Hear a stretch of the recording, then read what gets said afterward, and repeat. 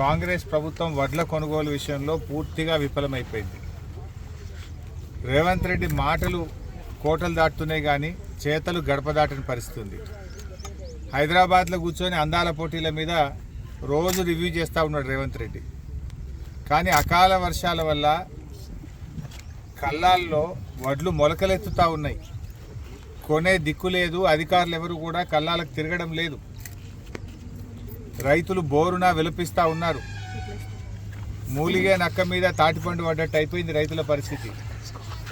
నీ పుణ్యమాని రుణమాఫీ కాకపాయే, రైతు బంధు వడకపాయే, ఏదో కష్టపడి ఆరుగాలం కష్టం చేసి అప్పులు తెచ్చి పంట పండిస్తే ఈ వడగళ్ల వానతో అకాల వర్షాలతో పండిన పంట కొనే దిక్కులేక ఇలా రైతులు తీవ్రమైనటువంటి ఆవేదనలో ఉన్నారు.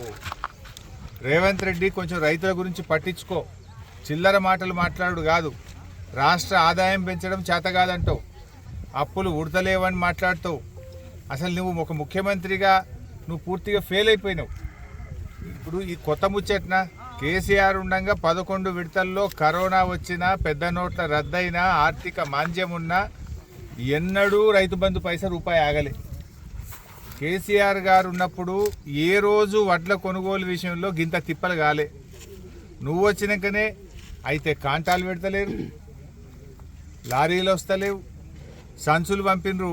100 సంచులు ఇస్తే 40 సంచులు పొక్కలు పడే ఉన్నాయి. ఆ సంచులన్నా చక్కగా ఇచ్చే పరిస్థితి లేదు.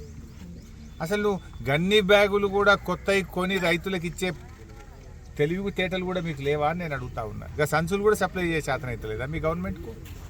నా గన్ని బ్యాగులు దొరికాయి, లారీలు రావు, కాంటాలు పెట్టరు, ఆ మిల్లులకు పోతే దించుకోడు, 5 కిలోల తరగంటున్నారు, రైతుల్ని ఇబ్బంది పెడతా ఉన్నారు.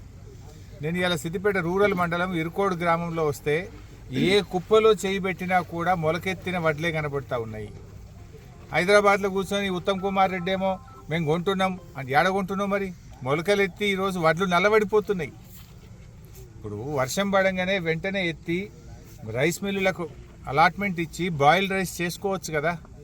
రెవెన్యూ వ్యవస్థ ఏం చేస్తున్నారు? కలెక్టర్లు, ఆర్డీఓలు, ఎంఆర్ఓలు, DM civil supplies, agriculture department ఏం చేస్తుంది అని నేను అడుగుతా ఉన్నా.